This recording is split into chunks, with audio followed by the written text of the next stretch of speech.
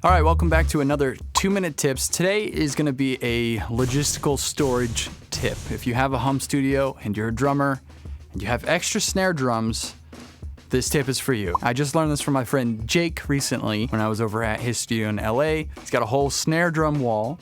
And if you also have extra snare drums and you keep them in the same room that you do everything else, and you've probably discovered that they buzz very easily and it's very annoying and can actually get in the way of recording, or if you're mixing and you can hear the snares just buzzing, it can be a problem. So I have both a drum kit and I have a shelf with 6 extra snares just sitting right in the same room as where I am and right next to a bunch of guitar amps. So we're gonna take those snares and that whole wall, and it's gonna go from this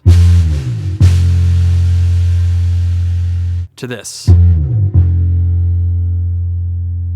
Start the timer, let's get right to it. This is what I do. I have these extra snares sitting up here, and basically the way to make them all fit is to turn them on the sides like this.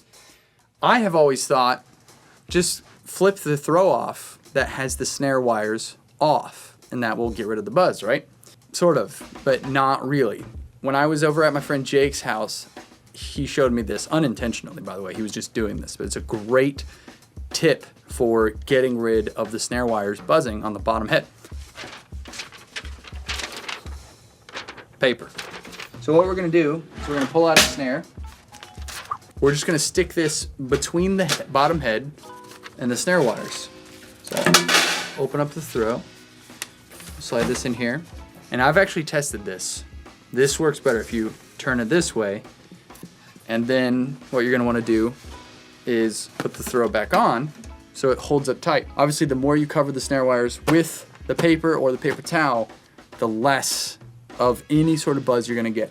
But this alone, you can tell just me talking next to it, doesn't buzz at all, versus when I talk to it here, you get a lot of buzz.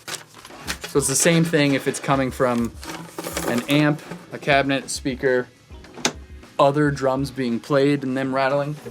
Stick it in here, put the drum back, and then however many extra snare drums you have, do the same thing for the whole group of them. I'm gonna do that now.